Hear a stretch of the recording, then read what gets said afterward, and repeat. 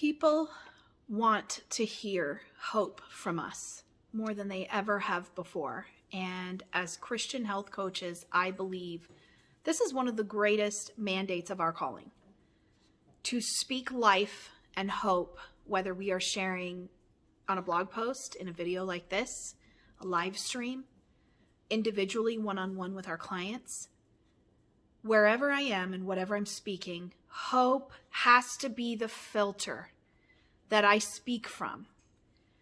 There is so much going on in the world view sense of things.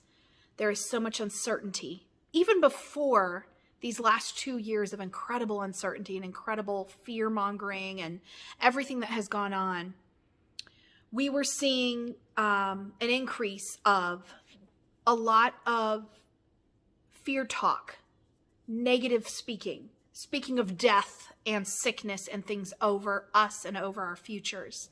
And so I want to encourage you as a health coach, as a Christian health coach or life coach. You are a healer. God has brought you to this position and this,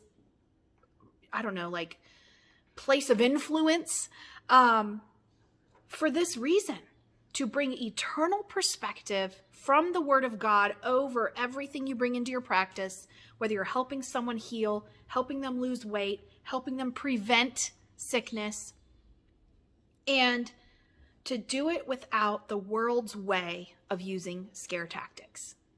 And so I want to encourage you to look into the Word if you don't think what I'm saying is in alignment, and find out what it says to you. Everything I read, even as tough as the Bible is to read in some places, everything leads back to eternal hope, because Jesus came and fulfilled the prophecies, because he died for our sins so we have a hope for our future, and because we serve the God, the living God, who's in charge of all this.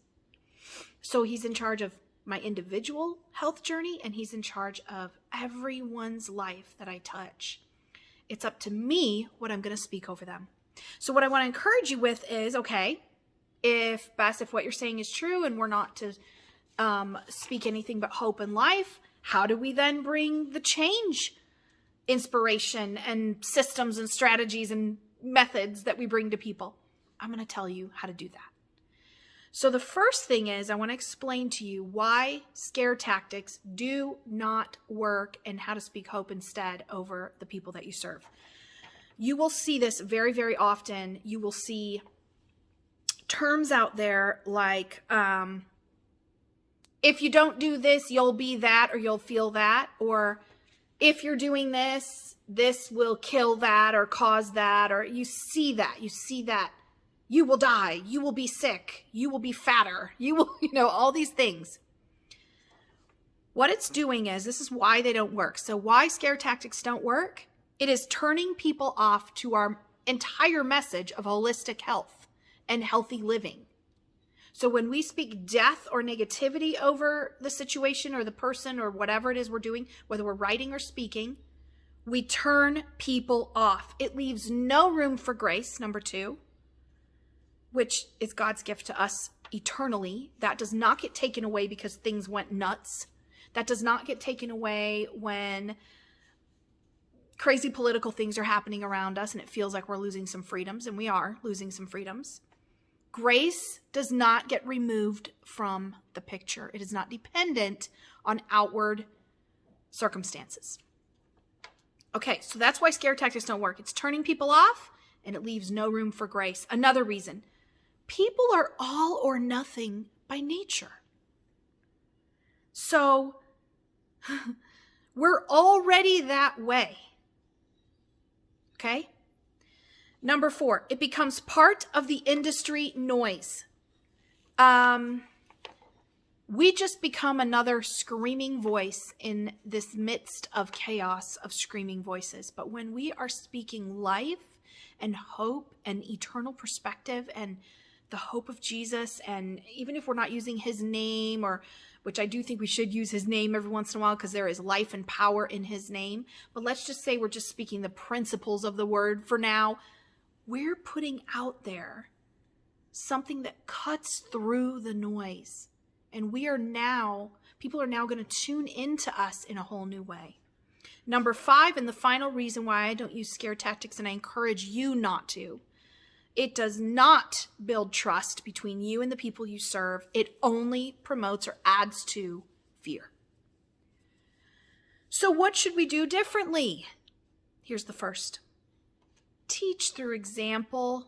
Number 1, I don't care how amazing you are at doing videos and writing and bringing your message across.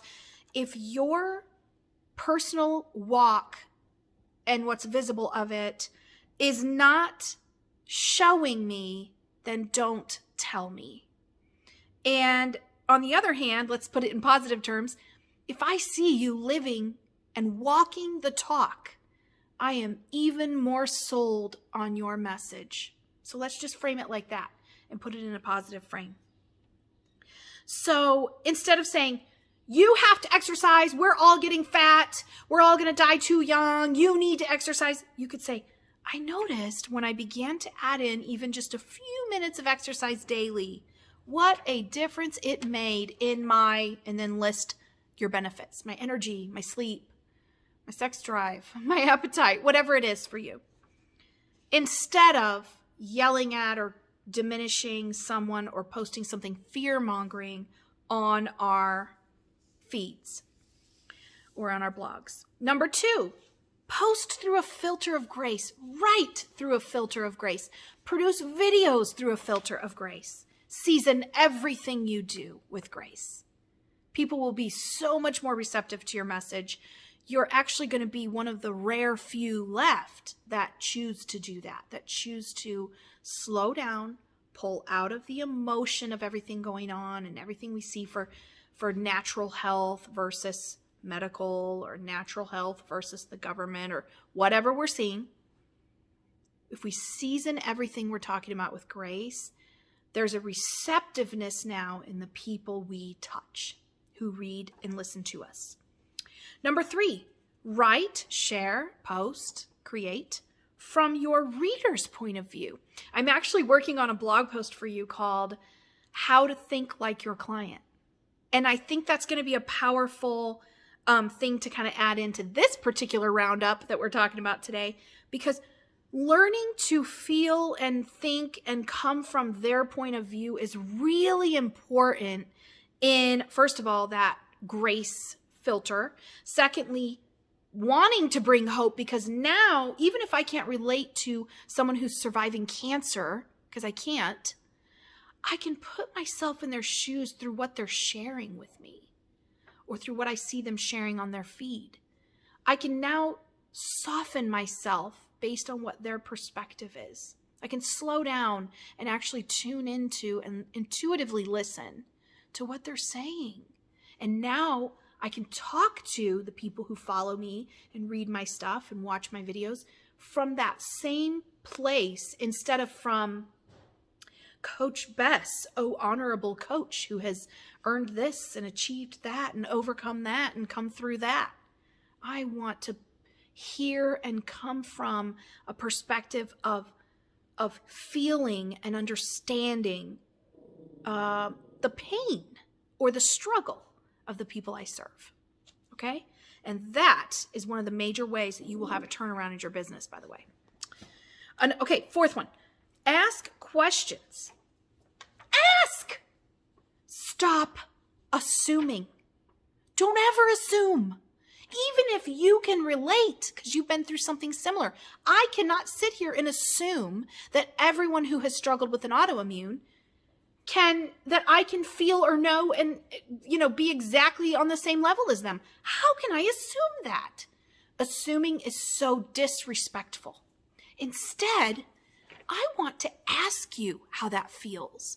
I want to ask you what that makes you want to do or feel like doing, or does that make you feel any better? Or what did that make you feel like? Or I need you to tell me so that I can go back to step 3, which is seeing things from your point of view.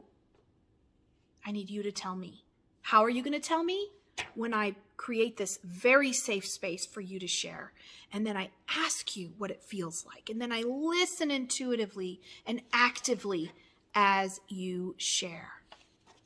And then the 5th and final thing I wanted to share with you is write and speak from an empathetic viewpoint. So we talked already about the reader's viewpoint, which the only way we can get to know that is by asking. But now, put yourself in the shoes of those you're serving or reaching out to. Pull from your own personal pain, struggle, fill in the blank, and come from that compassionate, empathetic position, remembering your own pain over something that might not even be similar, but it will help you pull from that place of empathy. Some of us naturally have the empath ability or tendency. I'm one of them. I recognize that that's a gift. I also call it a curse because many times it can get to be a heavy, heavy load. I don't get to view the world from a carefree, fun, loving point of view as an empath. So I kind of get sad sometimes that I'm naturally empathetic. But at the same time, I believe it's made me an amazing coach.